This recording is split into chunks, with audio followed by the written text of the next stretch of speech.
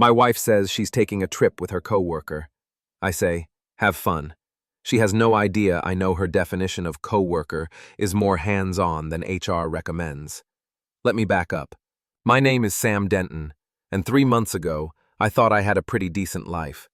44 years old, married to Laura for 12 years, running a small home renovation business in Cedar Falls. Nothing fancy, but we paid our bills and had barbecues with the neighbors. Laura worked at Morrison & Associates, a mid-sized advertising agency downtown, climbing her way up the creative ladder with the determination of a woman who'd grown up poor and wasn't going back.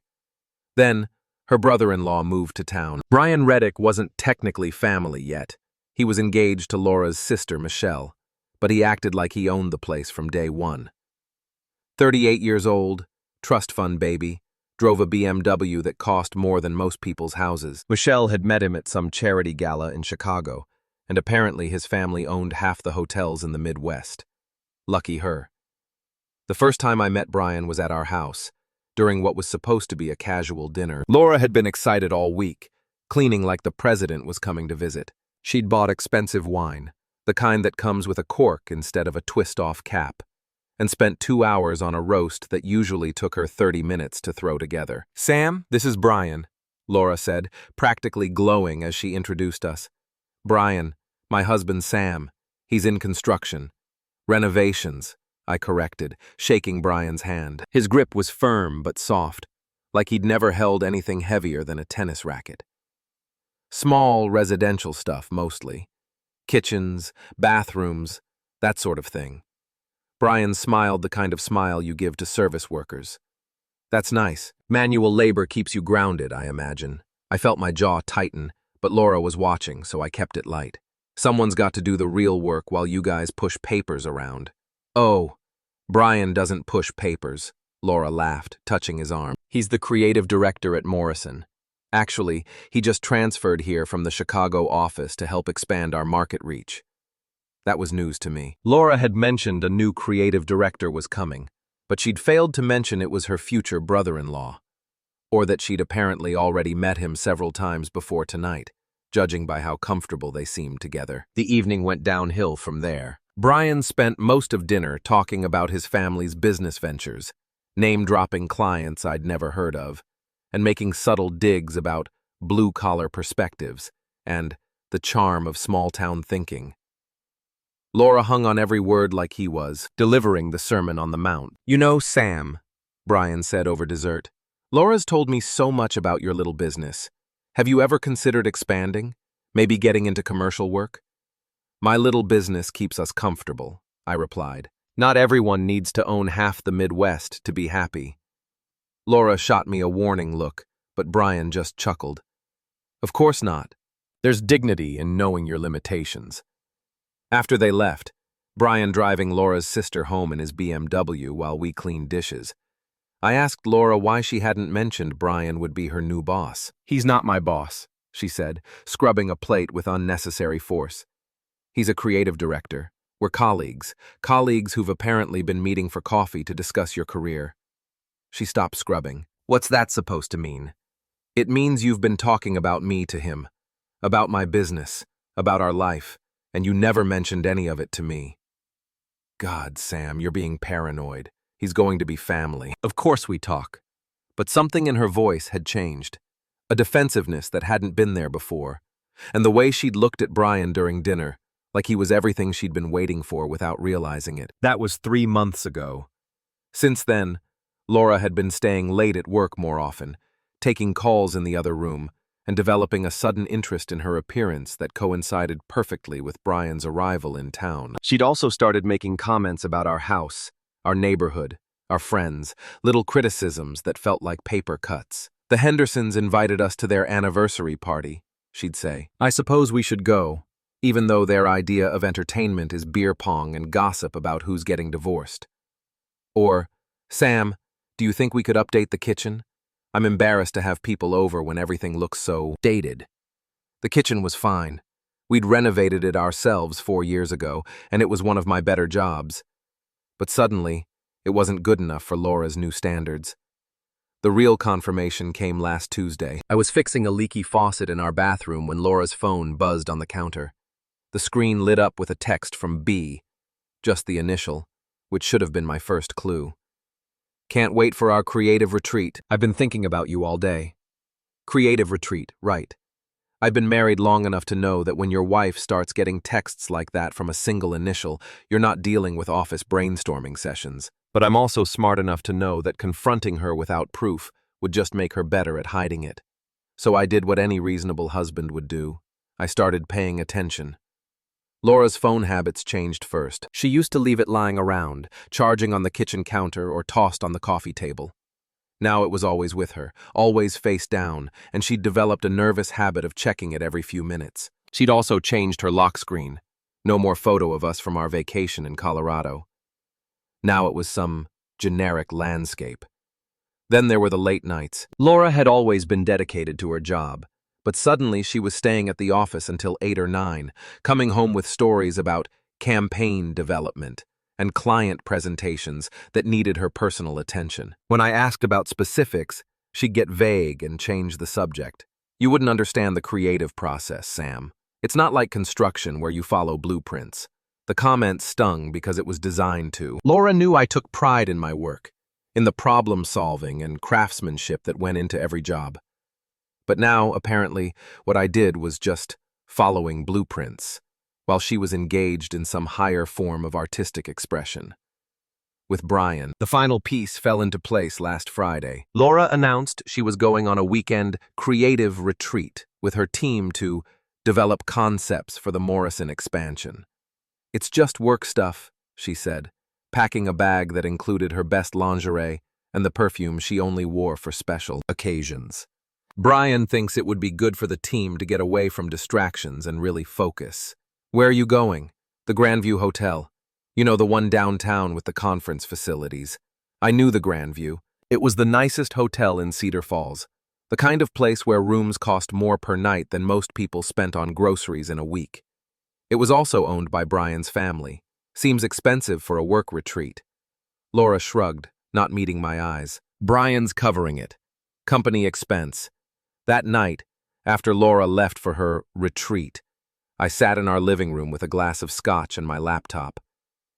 It took me about 10 minutes to find the Grandview's website and check their reservation system. Most hotels don't make their booking information public, but the Grandview had an online portal for checking reservations if you had a confirmation number.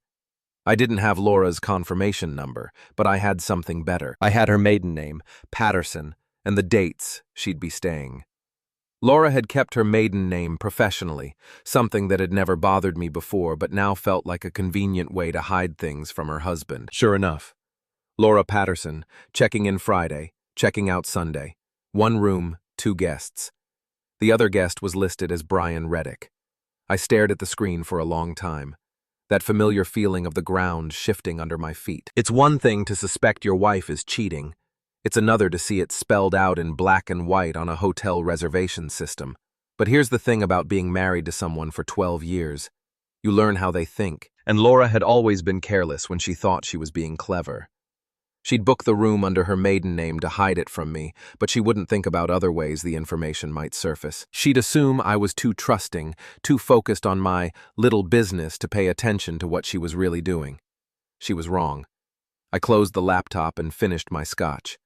Then I called my old friend Pete Sims. Pete and I had gone to high school together, back when Cedar Falls was small enough that everyone knew everyone else's business. After graduation, he'd become a cop, spent 15 years on the force before getting fed up with the politics and starting his own private security company. These days, he mostly did corporate consulting and background checks, but he still had contacts throughout the city.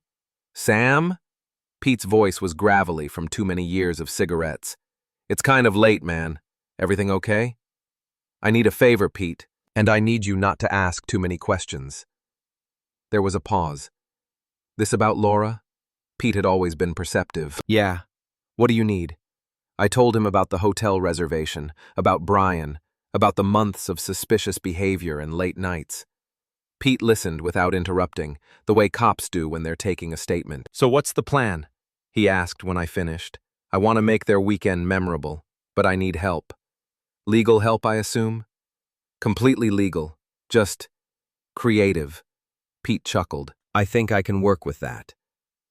The next morning, Pete called me back with details. He had a friend who worked at the Grandview, a guy named Marcus who'd been laid off from the police department and picked up part-time work in hotel security. Marcus owed Pete a favor, and he was willing to help us make Laura and Brian's romantic getaway a little less comfortable. What did you have in mind? Pete asked. Nothing illegal, I said, but I want them to understand that actions have consequences. The plan was simple. Marcus would accidentally lose Laura's reservation when she checked in, forcing her and Brian to wait while the hotel found them alternative accommodations. Instead of the luxury suite Brian had probably booked, they'd end up in a standard room next to the ice machine and the elevator, with a view of the parking lot and traffic noise from the street. It wasn't much, but it was a start. Saturday evening, Pete called with an update. Your wife and her boyfriend showed up around 3, he said. Marcus played it perfectly. Lots of apologetic smiles and, I'm sure we can work something out, while they stood in the lobby with their luggage. The boyfriend got pretty agitated. How agitated? Started making threats about calling corporate, mentioning his family connections. Your wife looked embarrassed. Marcus eventually found them a room, but it's not what they were expecting. I felt a small surge of satisfaction. Good. There's more. Marcus says they've been arguing. Loud enough that other guests have complained. Something about the boyfriend not delivering on his promises. That was interesting. Brian had clearly oversold his ability to provide Laura with the luxury experience she was expecting. The cracks were already starting to show. Keep me posted, I told Pete. Sunday afternoon, Laura came home early, her face tight with frustration. She dropped her bag by the door and headed straight for the kitchen, where I was making lunch. How was your creative retreat? I asked, not looking up from my sandwich. Fine, she said curtly.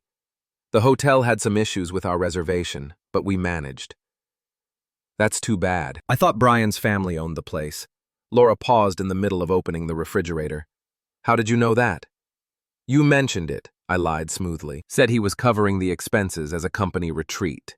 Right. She grabbed a bottle of water and twisted the cap with more force than necessary.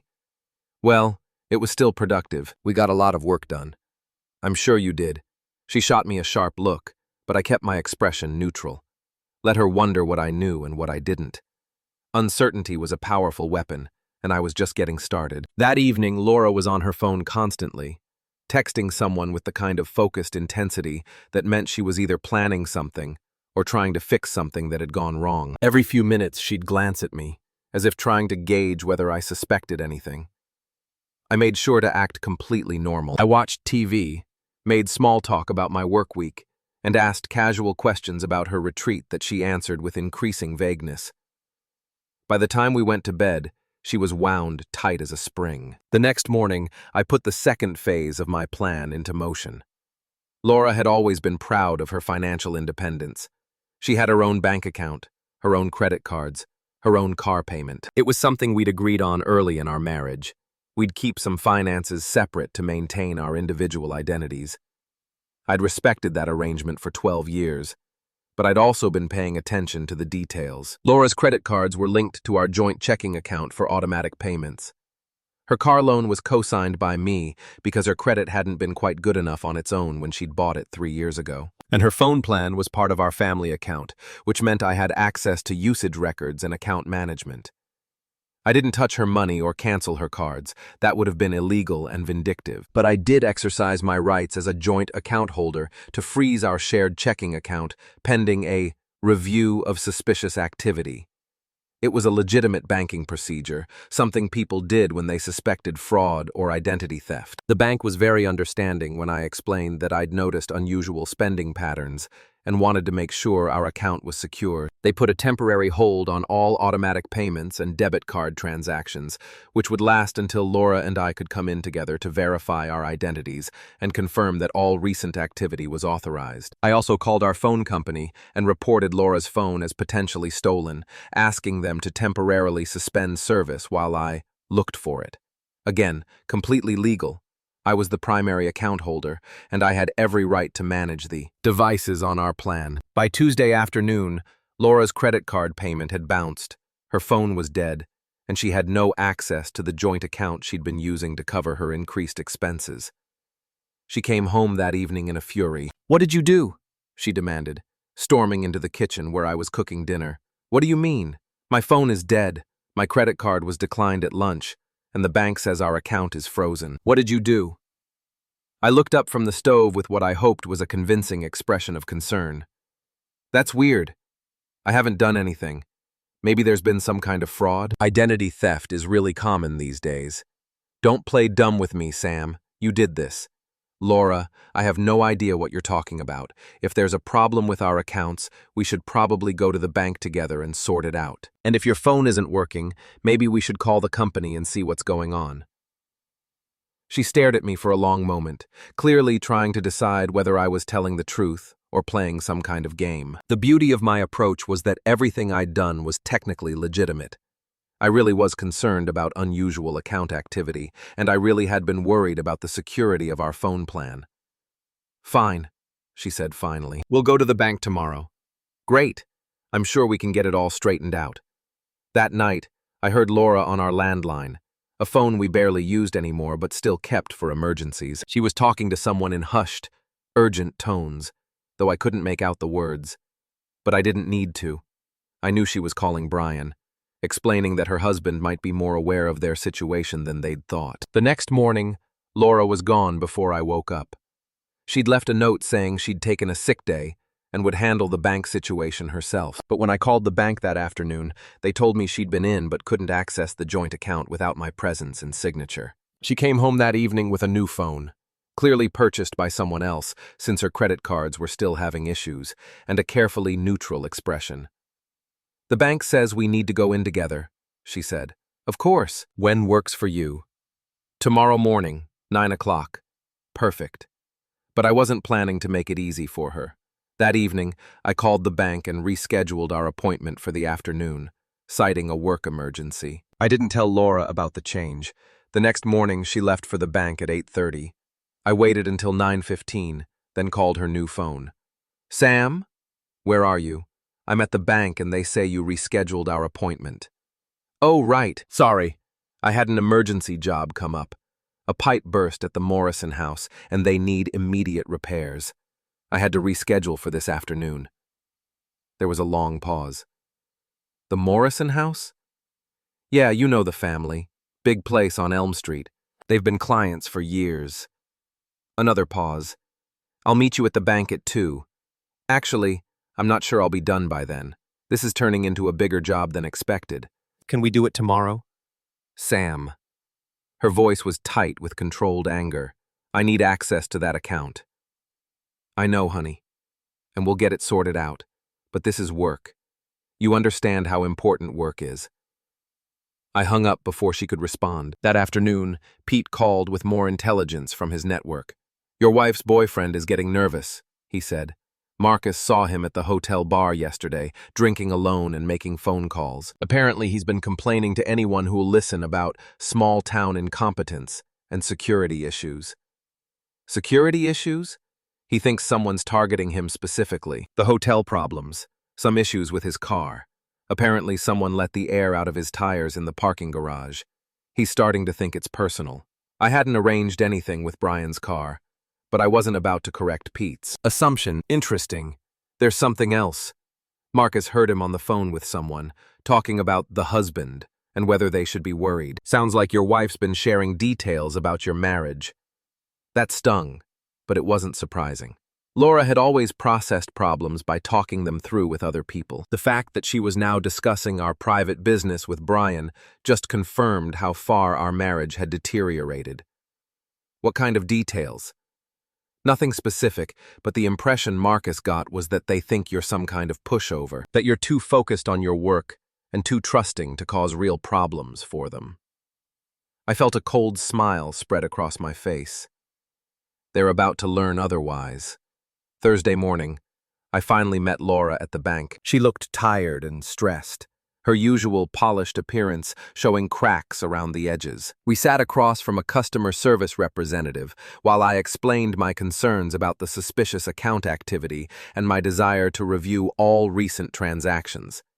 It took 2 hours. Every charge, every automatic payment, every ATM withdrawal had to be verified and approved. Laura sat beside me, growing more tense with each question, especially when we got to the recent charges at expensive restaurants and boutique stores, places she'd clearly been with Brian. "This charge at Romano's," the bank representative said, pointing to a $200 dinner from the previous week.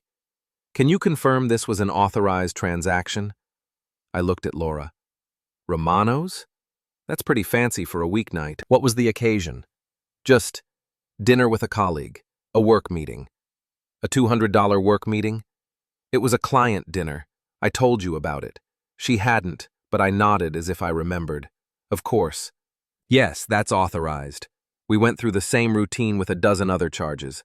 Each time, Laura had to explain expenses that were clearly related to her affair, while I played the role of the concerned but trusting husband. By the end of the process, she looked like she wanted to crawl under the desk. Finally, the account was unfrozen, and her cards were reactivated. But the damage was done. Laura now knew that I was paying attention to our finances, and that any future suspicious activity would be noticed and questioned.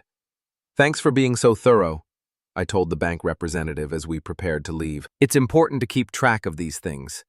You never know what people might be hiding." Laura shot me a sharp look, but I kept my expression innocent.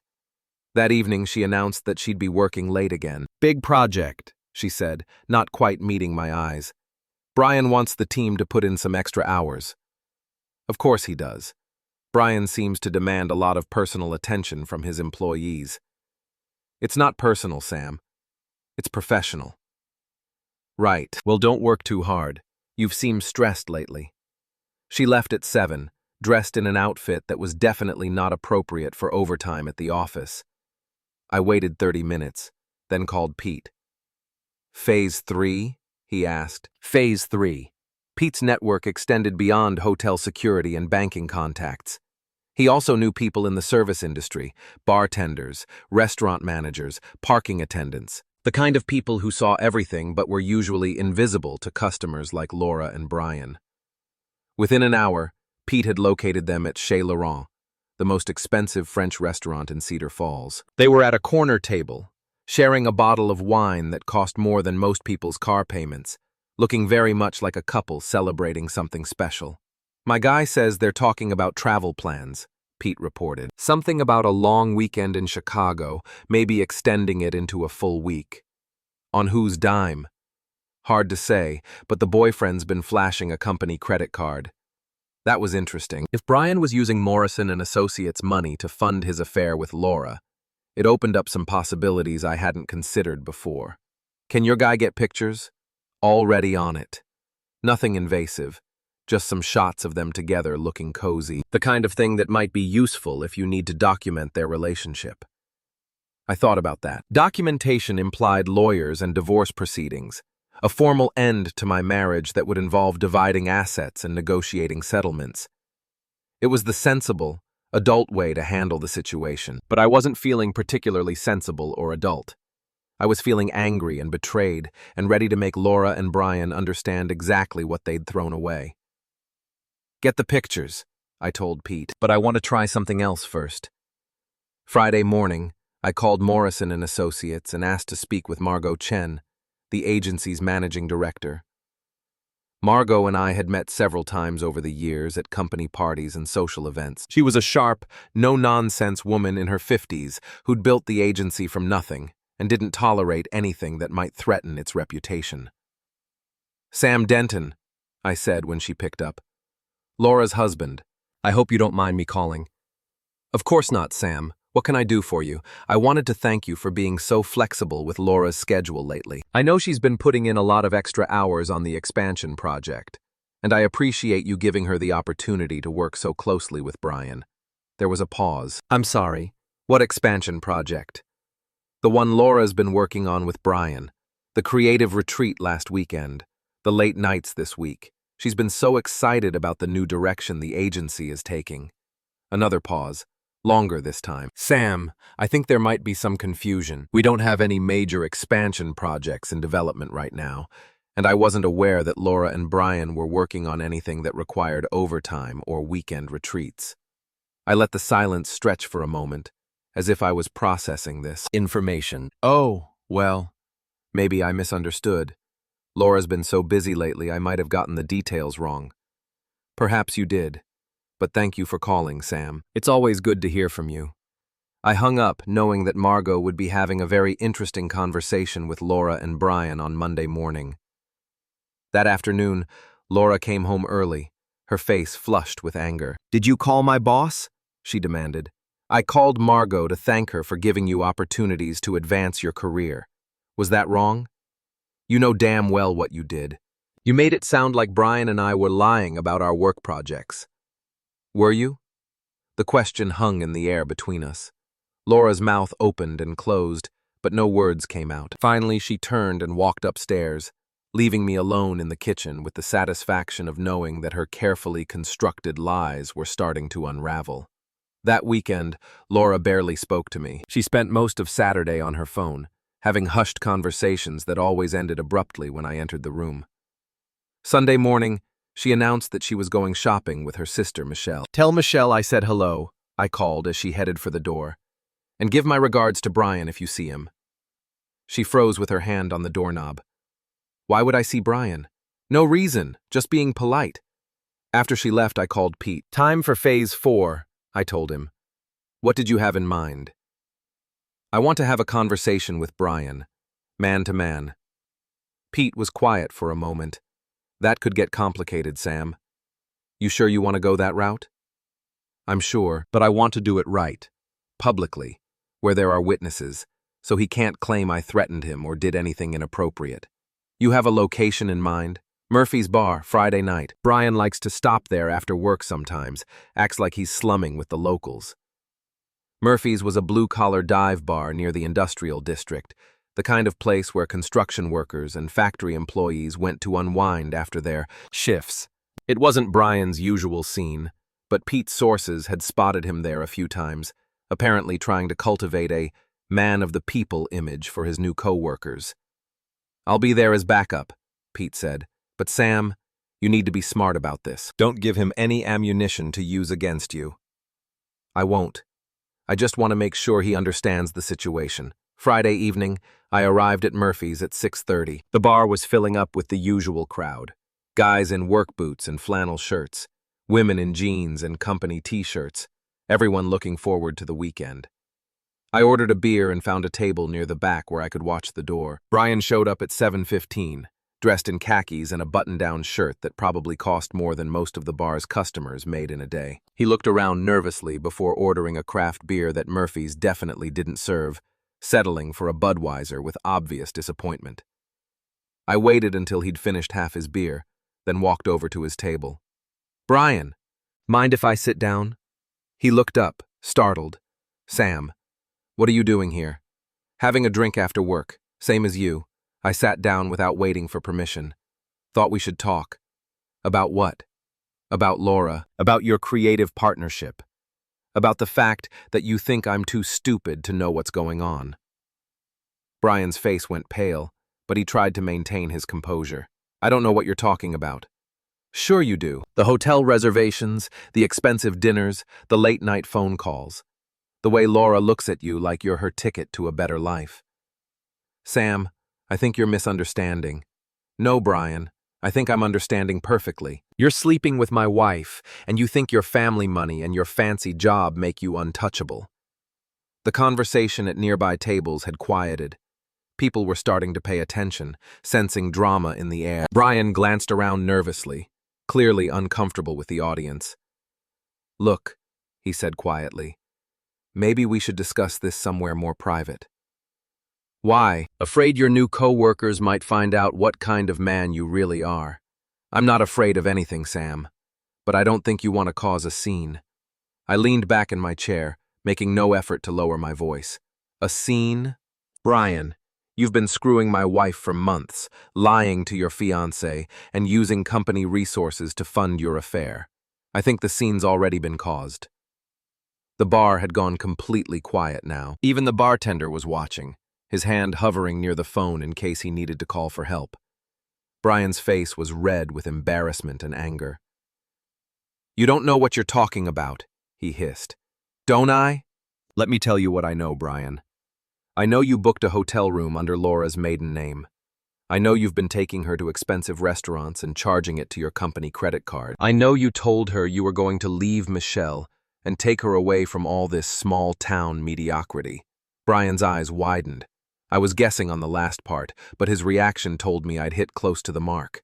"The thing is," I continued, "I also know you're not going to leave Michelle, because that would mean losing access to your trust fund, and we both know you're not qualified to make it on your own. So you're stringing Laura along, making promises you can't keep, while you figure out how to have your cake and eat it too." "You're crazy," Brian said, but his voice lacked conviction.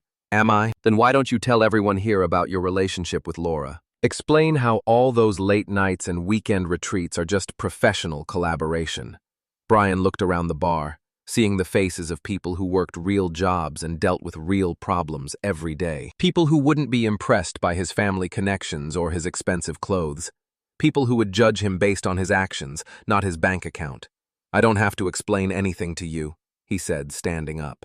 "No, you don't, but you should explain it to Michelle, and to Margot Chen, and to your family when they find out how you've been representing their name." Brian's face went white. "Are you threatening me?" "I'm not threatening anyone, Brian. I'm just pointing out that actions have consequences, and your actions are about to catch up with you."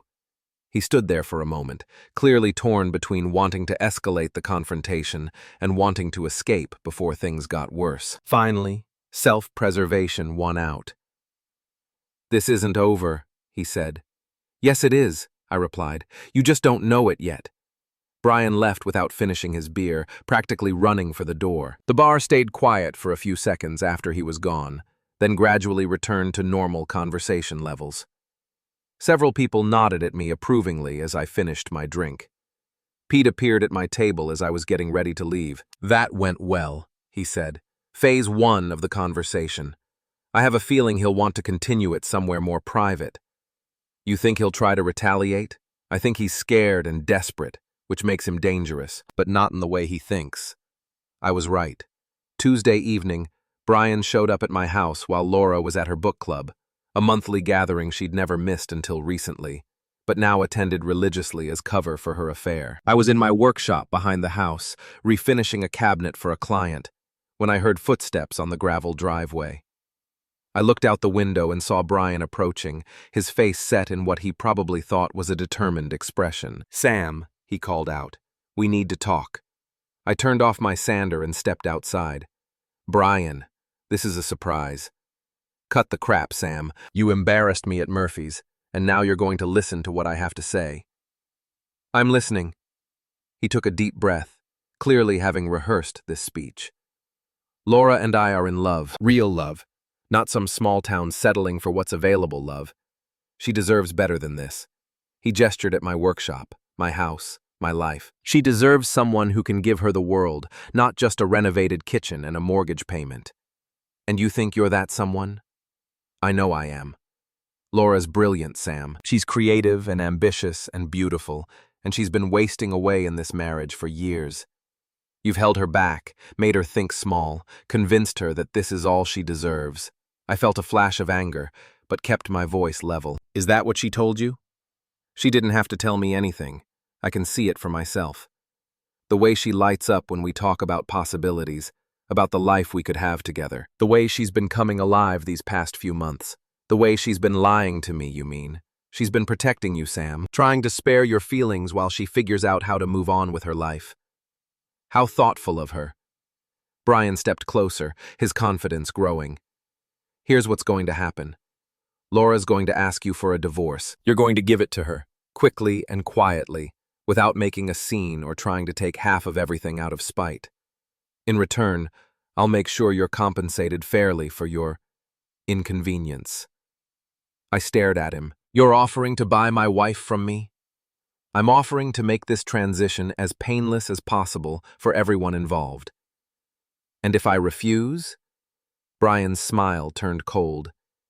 Then things get complicated. Laura's already talking to lawyers about her options. Did you know that in Iowa, emotional abuse is grounds for divorce? And that freezing joint accounts and harassing your spouse's employer could be considered emotional abuse. Is that a threat, Brian? It's a reality check. You can make this easy, or you can make it hard, but either way, Laura's leaving you. The only question is whether you want to be seen as the understanding husband who let her go gracefully, or the bitter ex who made everyone's life miserable. I looked at Brian, his expensive clothes, his manicured hands, his soft face that had never been hit by anything harder than disappointment, and felt something cold settle in my chest. You know what, Brian? You're absolutely right. He blinked, clearly not expecting agreement. I am? Laura deserves better than what she has with me. She deserves someone who matches her ambitions, someone who can give her the sophisticated life she's been craving. Exactly. Someone who keeps his promises and follows through on his commitments. Right. Someone who doesn't lie to his fiancée while he's screwing around with married women. Brian's confident expression faltered slightly. Someone who doesn't use company money to fund his affairs, or make career promises he can't deliver on, or tell elaborate stories about expansion projects that don't exist. Sam, I don't know what you think you know. I know that Margot Chen is very interested in your creative accounting methods. I know that Michelle is starting to ask questions about your late nights and weekend work commitments. And I know that your family takes a very dim view of anything that might damage their business reputation. Brian's face had gone pale again. You can't prove any of that. Can't I? I pulled out my phone and showed him a photo Pete had taken at Chez Laurent. Brian and Laura holding hands across the table, looking very much like lovers. This was taken last Thursday night, the same night Laura told me she was working late on a client presentation. Brian stared at the photo, his mouth opening and closing like a fish out of water. Here's what's really going to happen, Brian. You're going to end this affair. Today. You're going to transfer to another office. I hear Morrison has locations in several states. And you're going to stay away from my wife. In return, I won't send this photo to Michelle, or to Margot, or to your family's corporate headquarters. You can't blackmail me. I'm not blackmailing you. I'm offering you the same choice you offered me, easy or hard. You can end this quietly and move on with your life, or you can keep pushing and see what happens when everyone you care about finds out what kind of man you really are. Brian stood there for a long moment, clearly trying to think of a way out. Finally, he played his last card. Laura won't stay with you, he said. Even if I'm gone, she won't stay. She's already checked out of this marriage, Sam. She's just been too polite to tell you. Maybe you're right, I said, but that's between Laura and me. It's not between Laura and you. Brian turned and walked away without another word. I watched him get into his BMW and drive off, then went back into my workshop to finish the cabinet. But I couldn't concentrate on the work. My hands were shaking with adrenaline, and my mind was racing with the implications of what had just happened. Brian was right about one thing. Laura had checked out of our marriage. The affair wasn't the cause of our problems. It was a symptom. Even if Brian disappeared tomorrow, the fundamental issues between Laura and me would remain. But that didn't mean I was going to make it easy for either of them. Wednesday morning, Laura came downstairs looking distracted and upset. She picked at her breakfast, checked her phone obsessively, and jumped every time it rang. "Everything okay?" I asked. "Fine," she said quickly. "Just work stress. Anything I can help with?" "No. It's complicated." I nodded sympathetically. "Well, if you need to talk, I'm here." She gave me a look that was part gratitude, part guilt, part something I couldn't identify. "Thanks, Sam. I know I haven't been the easiest person to live with lately." "Marriage is work," I said. We both knew that going in. After she left for the office, I called Pete. "Brian paid me a visit last night," I told him. "How did that go?" "He offered to buy Laura from me. When I declined, he threatened to have her divorce me for emotional abuse." Pete whistled low. "Guy's got balls, I'll give him that." "He also said Laura's already talking to lawyers. You think that's true?" "I think it's possible, which means I need to accelerate my timeline." "What do you need?" "I want to throw a party." Pete was quiet for a moment. "What kind of party?" "A going-away party. For Laura. That evening, I started making phone calls to our neighbors, to Laura's friends from book club, to my clients and co-workers, to Laura's colleagues at Morrison and Associates. The story was simple. Laura had been offered an exciting new opportunity that would require her to relocate, and I wanted to throw her a surprise farewell party before she left. It's bittersweet, I told each person I called. I'm proud of her for following her dreams, but I'm going to miss having her around. The response was overwhelmingly positive. Everyone wanted to wish Laura well and celebrate her success. Within 2 days, I had RSVPs from 40 people, offers to bring food and drinks, and several requests to help with decorations. I scheduled the party for Saturday evening in our backyard. Laura would be returning from another work retreat, this one supposedly in Des Moines, and I told everyone she'd be arriving around 7 o'clock. What I didn't tell anyone was that Laura hadn't actually gone to Des Moines. According to Pete's sources, she and Brian had spent the weekend at a bed and breakfast in the Amana colonies, about an hour away. They'd registered under false names, but Brian's BMW was distinctive enough that Pete's contacts had spotted it easily. I also didn't mention that I'd prepared a special slideshow for the party, featuring photos from Laura's and my 12 years of marriage, mixed with some more recent images that Pete had helped me acquire. The kind of images that would make the nature of Laura's new opportunity very clear to everyone present. Saturday afternoon, I spent several hours setting up the backyard, string lights between the trees, tables covered with white tablecloths, a small stage area where I could set up my laptop and projector for the slideshow. Our neighbors pitched in enthusiastically, bringing folding chairs and decorative touches that made the whole setup look professional. "Laura's going to be so surprised," said Janet Henderson from next door. "She has no idea you're doing this?" "None at all," I confirmed. I wanted it to be special. By 6:30, the backyard was full of people. Laura's book club friends, our neighbors, several couples we'd socialized with over the years, and a good representation from Morrison and Associates, including Margot Chen. Everyone was in a festive mood, excited to celebrate Laura's success and wish her well. At 7 o'clock, I heard Laura's car in the driveway. I'd left the front door unlocked and a note directing her to the backyard, where her surprise was waiting. A few minutes later, she appeared at the back door looking confused and slightly panicked. She was dressed casually, jeans and a sweater, clearly not expecting a party. Her hair was mussed from the weekend away, and she had the slightly guilty look of someone who'd been caught doing something they shouldn't. "Surprise!" everyone shouted. Laura's face went through a series of expressions: confusion, shock, fear, and finally a forced smile as she realized she had no choice but to play along. "Oh my God," she said, her voice slightly shaky. "I can't believe you did this. We wanted to celebrate your new opportunity," I said, walking over to give her a hug that she couldn't refuse without seeming rude. "Everyone's so excited for you." "My new opportunity? The one that's going to take you away from Cedar Falls. The one you've been working toward for months." Laura's eyes widened as she realized what was happening, but she was trapped. 40 people were watching her, waiting for her to explain this exciting new chapter in her life. It's not definite yet," she said carefully. "Oh, don't be modest," I said loudly enough for everyone to hear. "You've been putting in so much work, all those late nights and weekend retreats. It's time to celebrate your success." Margot Chen stepped forward with a puzzled expression. "Laura, I wasn't aware you were considering leaving Morrison and Associates. What opportunity is Sam referring to?" Laura opened and closed her mouth several times, clearly trying to think of an explanation that wouldn't expose her lies. Finally, she managed, "It's still in the early stages, nothing concrete." "Well, we should talk about it first thing Monday morning," Margot said. "I'd hate to lose you, but I want to make sure you're making the best decision for your career." "Of course," Laura said weakly. I clapped my hands to get everyone's attention. "Before we eat, I thought it would be nice to take a look back at Laura's time here in Cedar Falls. I put together a little slideshow of memories." Laura's face went completely white. "Sam, that's not necessary." "Nonsense.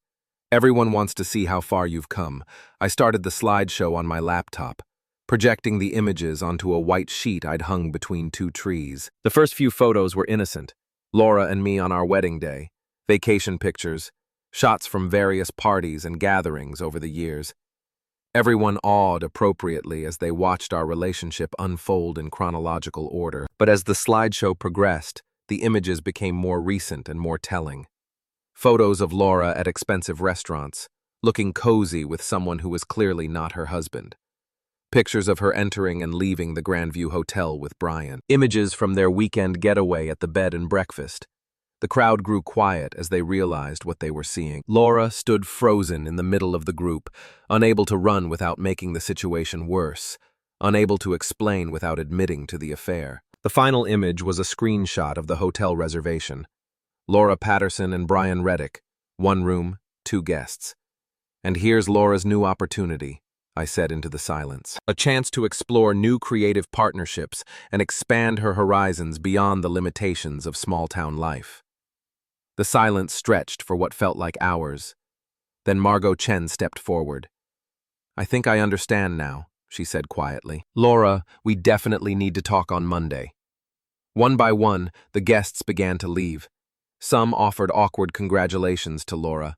Others simply gathered their things and headed for the door. Within 30 minutes, the backyard was empty except for Laura and me. She stood in the middle of the debris from the party. Paper plates and plastic cups scattered across the tables, the string lights casting shadows on her face, looking like someone who'd just watched her life explode in front of 40 witnesses. "How long have you known?" she asked finally. "Long enough." "Sam, I can explain. Can you? Can you explain why you've been lying to me for months? Can you explain why you've been using our joint account to fund your affair? Can you explain why you thought I was too stupid or too trusting to figure out what was going on?" Laura sat down heavily in one of the folding chairs. "It wasn't supposed to happen this way." "How was it supposed to happen, Laura? Were you planning to ask for a divorce, or were you just going to keep lying until I caught you?" "I don't know. I was confused, Sam. Brian made me feel different, like I could be someone else, someone better. Someone who lies and cheats and betrays the people who love her." Laura started crying then, big, ugly sobs that shook her whole body. "I'm sorry, Sam. I'm so sorry. I never meant for it to go this far." I looked at my wife, the woman I'd loved for 12 years, the woman I'd built a life with, the woman who'd thrown it all away for the promise of something better, and felt nothing but emptiness. "I know you're sorry, Laura, but sorry doesn't fix this. What happens now? Now you decide what you want. Do you want to try to save our marriage, or do you want to be with Brian?" She looked up at me with red, swollen eyes. "Is saving our marriage even possible after tonight?" "I don't know, but if we're going to try, it starts with you ending things with Brian, completely. No contact, no closure conversations, no gradual transition. It ends now." Laura nodded slowly. "And if I can't do that? Then you pack your things and move out. Tonight." She sat there for a long time, weighing her options. Finally, she stood up and walked toward the house. "Where are you going?" I asked. "To pack," she said without turning around. I watched her disappear through the back door, then started cleaning up the remains of the party. Paper plates and plastic cups, leftover food that no one had touched, decorations that had seemed so festive a few hours ago and now just looked sad. By the time I finished, Laura had loaded 2 suitcases into her car. She stood in the driveway for a moment, looking back at the house we'd shared, then got behind the wheel and drove away. I never saw her again. Her again. Her again. Her again. Her again. Her again. Her again. Her again.